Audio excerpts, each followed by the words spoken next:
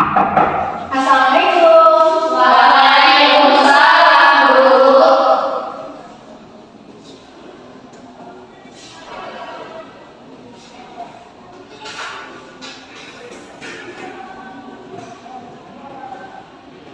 Bismillahirrahmanirrahim. Assalamualaikum warahmatullahi wabarakatuh. Waalaikumsalam warahmatullahi wabarakatuh. Apa kabar anak-anak ibu semuanya? Baik, Bu. Apakah sehat semuanya? Sehat, Bu. Apakah sudah sarapan? Belum, Bu. Kenapa belum? Tidak sempat, Bu. Terlambat waktu. Nanti kalau besok-besok sarapan dulu ya sebelum ke sekolah.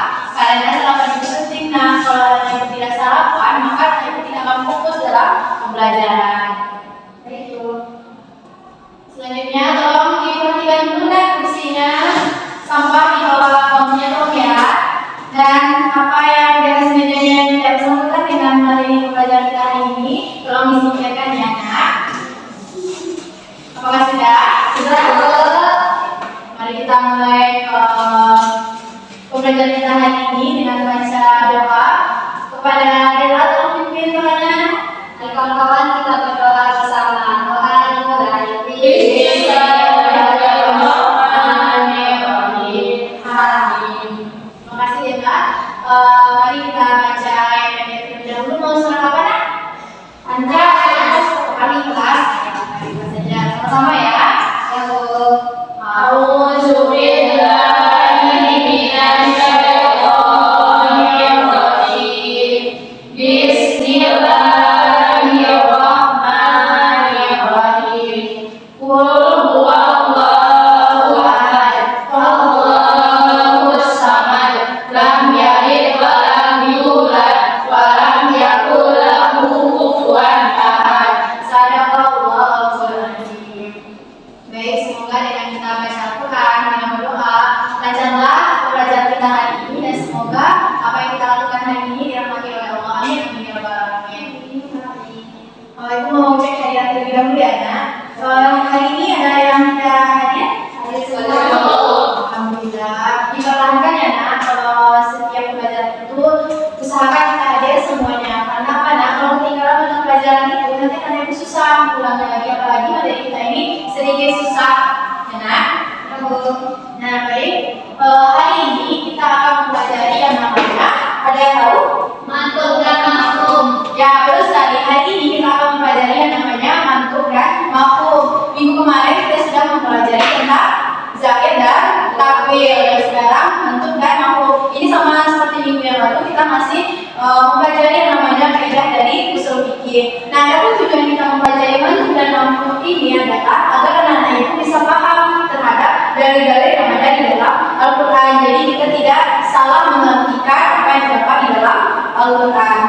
Nah, sebelum ibu menjelaskan mantuk dan mafhum ini, itu ada sebuah contoh yang sebagai pengantar pembelajaran kita hari ini agar pembelajaran ini dapat anak itu pahami. Nah, itu ada contoh, misalkan, nah anak ibu di sini kok semua? Ya, rata-rata anak ibu ngekos ya di Bukit Tinggi ini.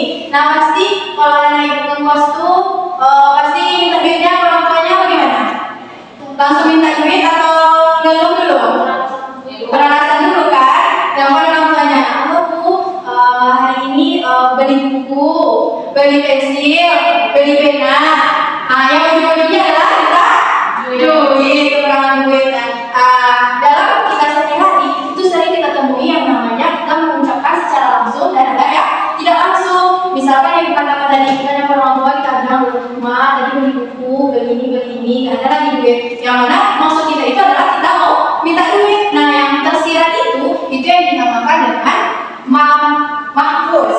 Sedangkan kalau anak itu langsung bilang kepada orang tuanya, "Ma, uang habis, boleh terkiriman," nanti kan langsung kita tahu bahwa berarti anak saya ini mau minta duit. Itu yang kita dengan mantuk. Nah, kalau di dalam Al-Qurannya nanti akan dijelaskan bagaimana contoh ya mantuk dan mahfuz. Nah, kita bahas terlebih dahulu konsepnya. Yang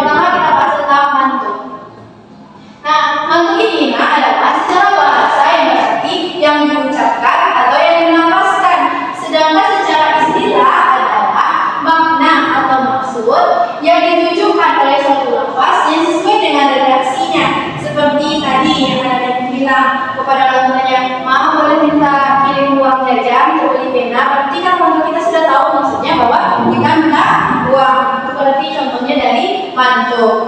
Nah, panggilan Al-Qur'annya contohnya itu adalah dalam Quran surat Isra ayat 23. Kepada Nabi suci tolong dibacakan. Bismillahirrahmanirrahim. Bismillahirrahmanirrahim. Fala taqul lahuma uffin. Fala taqul lahuma uffin. Sadaqallahul azim. Terima kasih suci. Nah, dalam Quran surat Isra ini dikatakan bahwa fala taqul lahuma uffin, yaitu janganlah engkau mengatakan kepada keduanya perkataan ah. Nah, ini itu tentang kita tidak boleh mengatakan kepada orang tua kita perkataan ah. Nah, tanpa ada penjelasan pasti ada yang sudah tahu. Maksudnya ayat ini bahwa kita tidak boleh berkata ah kepada orang tua. Berarti kita sudah jelas apa yang dikatakan oleh ayat tersebut atau orang tersebut. Nah, lanjut kita ke mafhum. Nah, sebagaimana yang dikatakan kalau tadi mafhum itu adalah yang tersuratnya, mafhum ini adalah yang tersirat dari apa yang disampaikan atau yang tertulis. Nah, secara bahasa dapat dipahami bahwa mafhum itu adalah yang dipahami, sedangkan di istilah adalah makna atau maksud yang ditujukan oleh suatu lafaz yang tidak sesuai dengan redaksi yang ditulisnya. Dan pada itu tadi kalau mafhum ini apa nak? Tersirat. Nah, contoh mafhumnya adalah terdapat dalam Quran Surah Isra ayat 32. Kepada Nabi Bella tolong membacakan. Bismillahirrahmanirrahim. Wala taqrabu zina innahu kana fahisatan wa sa'a sabila. Dan janganlah kamu mendekati zina. Zina itu sungguh suatu perbuatan keji dan suatu jalan yang buruk. Baik, terima kasih ya Pak. Nah, dalam Quran Surah Isra ini menyatakan bahwa dan janganlah kamu mendekati zina karena zina itu sesungguhnya adalah perbuatan keji dan suatu jalan yang buruk. Nah, di mana mafhumnya di sini? Yaitu dari kata mendekati zina. Nah, mendekati zina ini banyak maknanya. Nah, ada yang tahu apa itu makna dari mendekati zina itu? Contohnya Berdua-duaan di tempat sepi. nah, betul sekali, berdua-duaan di tempat sepi. Ada lagi yang tahu? Pacaran tuh. Nah, pacaran. Nah, anak ibu dia pacaran? Iya. Alhamdulillah. Nah, makna dari mendekati zina ini banyak anak. Nah, mafhum tadi kan yang tersirat di dalam lafaz atau katanya. Nanti kalau jangan mendekati zina itu banyak anak. Berarti kita tidak boleh berdua-duaan, tidak boleh pacaran, apalagi kita melaksanakan zina. Selanjutnya yaitu macam-macam dari mafhum. Macam-macam mafhum ini ada dua kan? Yang pertama adalah mafhum muwafaqah dan mafhum mukhalafah. Nah, kalau mafhum muwafaqah adalah pemahaman yang sesuai dengan redaksinya, seperti yang contohkan tadi dalam Quran Surah Isra ayat 32, la taqrabu zina, janganlah kalian mendekati zina. Nah, pemahaman kita pasti menyatakan bahwa kita ini tidak boleh melaksanakan apapun yang mendekati zina, apalagi melaksanakan zina. Itu berarti pemahamannya sesuai dengan redaksinya atau sesuai dengan lafaznya. Yang kedua yaitu adalah mafhum mukhalafah. Artinya adalah pemahaman yang berbeda dengan redaksinya atau kebalikannya. Maksudnya bagaimana, Bu? Nah, kalau di mukhalafah ini pemahamannya itu sesuai dengan redaksinya, sedangkan di mukhalafah ini sesuai dengan redaksinya, tetapi kebalikan dari redaksi tersebut. Maksudnya bagaimana, Bu? Misalkan tadi menyatakan bahwa kita itu dilarang untuk mendekati zina. Nah, berarti kita itu melaksanakan zina itu pasti dilarang karena mendekati saja sudah tidak boleh. Berarti kalau makna kebalikannya berarti kalau kita tidak melakukan yang mendekati zina atau melakukan zina berarti diperbolehkan. Misalkan ibu misalnya ingin bertanya nih sama temannya yang lawan jenis karena tidak paham mengenai materi, bertanya misalnya di tempat itu temannya yang lawan jenis, berarti itu boleh karena kita tidak mengarah kepada yang namanya mendekati zina karena konteksnya untuk ilmu bukan dalam konteks mengikuti hawa nafsu. Selanjutnya tentang mafhum mukhalafah. Tadi ada mafhum kita ada dua. Nah, di mafhum yang kedua yaitu yang di mukhalafah itu terbagi menjadi 5. Yaitu ada mafhum dengan sifat, mafhum dengan ghaiyah, mafhum dengan syarat, mafhum dengan ada, dan mafhum dengan lafaz. Nah, mari kita bahas satu persatu. Sebelum ibu bahas mengenai materi selanjutnya, ibu mau meminta semangat anak lagi karena ibu lihat nih karena udah sore ya dan materi kita sedikit agak berat, jadi ibu mau meminta semangat anak lagi.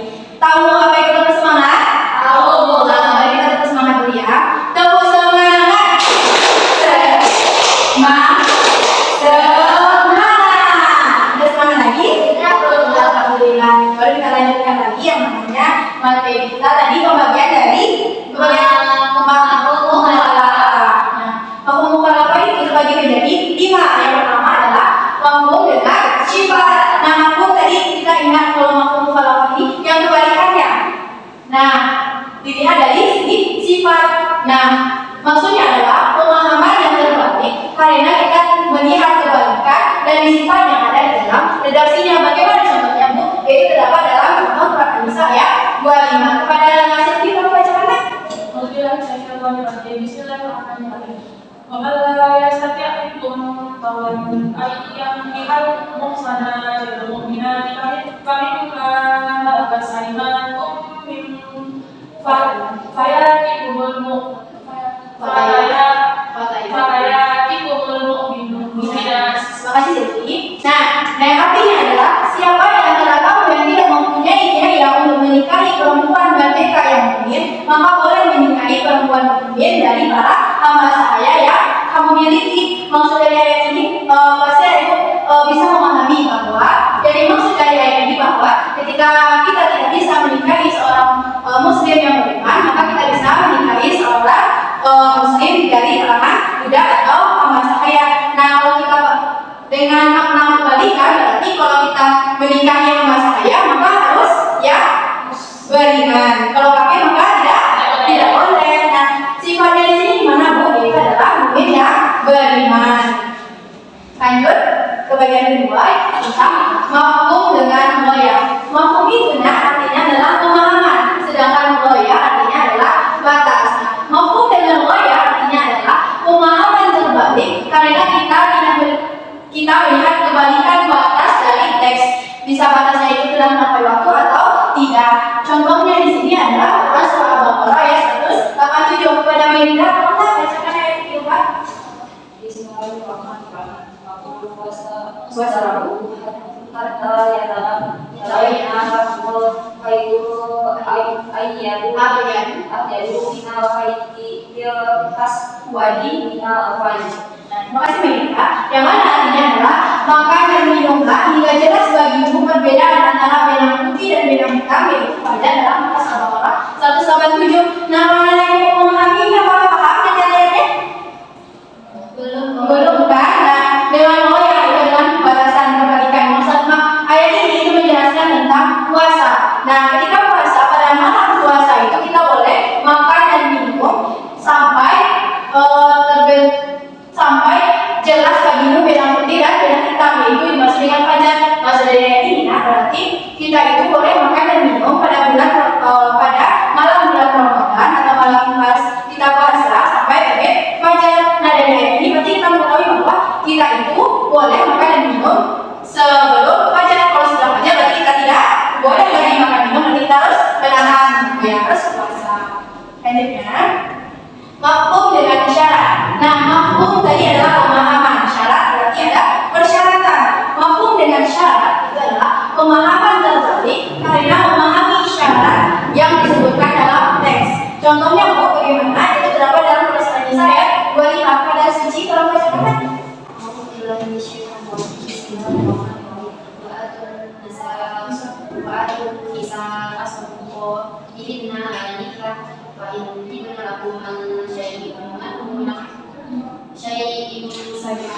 Syai'in itu langsung fatuhu hani al-mari. Terima kasih Sisi. Nah, dari ini dikatakan bahwa berikanlah mahar kepada wanita yang kamu nikahi sebagai pemberian yang penuh kerelaan. Kemudian jika mereka menyerahkan kepada kamu sebagian dari mahar itu dengan senang hati, terimalah dan nikmatilah pemberian itu dengan senang hati. Anak-anak itu tahu apa itu mahar? Ya, betul sekali Sisi, bahwa mahar itu adalah sesuatu yang diberikan oleh calon suami kepada calon istrinya. Nah, mahar itu boleh digunakan oleh sang suami jika istri itu rela memberikan kepada sang suami. Makna terbaliknya bagaimana, Bu? Berarti kalau istri tidak rela memberikan maharnya, maka suami boleh memakainya? Tidak. Apakah sampai di sini ada yang paham? Selanjutnya, yang keempat yaitu mafhum dengan ayat.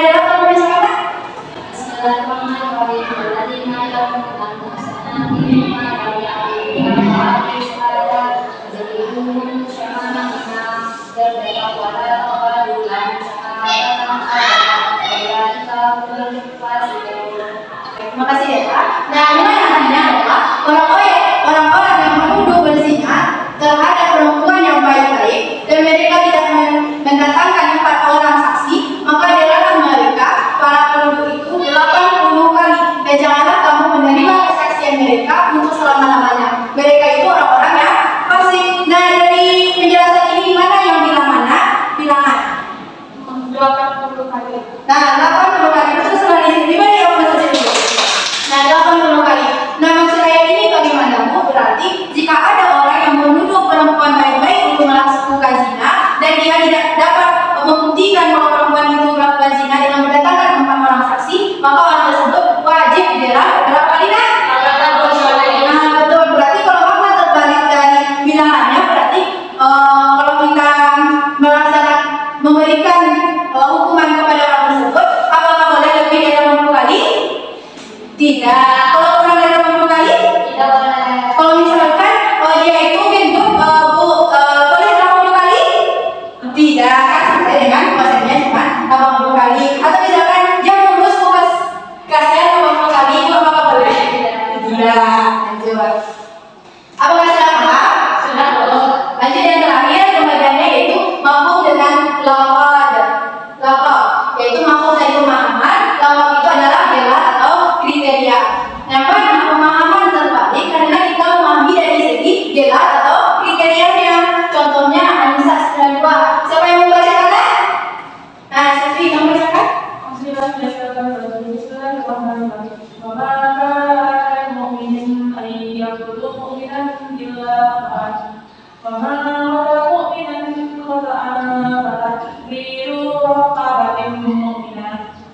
Masih Syafi. Yang mana artinya adalah dan tidak patut bagi seorang yang beriman membunuh seorang yang beriman lainnya kecuali karena tersalah, tidak sengaja. Barang siapa yang membunuh seseorang yang beriman karena tersalah, hendaklah dia memerdekakan seorang hamba sahaya yang beriman. Ayat di sini menyatakan bahwa jika kita membunuh orang beriman yang tidak bersalah, maka kita harus memerdekakan hamba sahaya.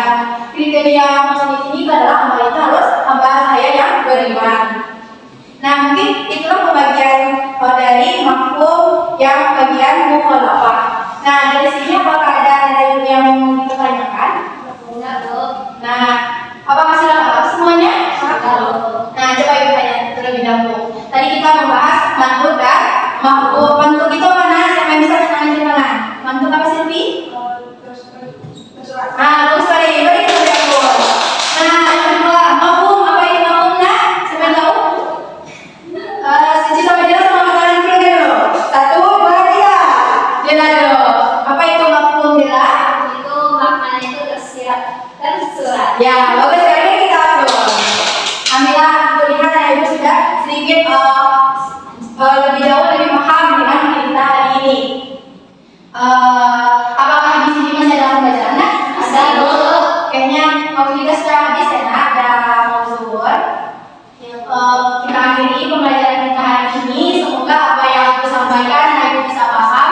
Kita akhiri dengan hamdalah. Alhamdulillahirabbil alamin. Ibu minta pada ibu tolong dibahas lagi materi kita ini di rumah karena ini masuk ke dalam UTS kita ya, nak. Baik. Terlebih terkurang mohon maaf.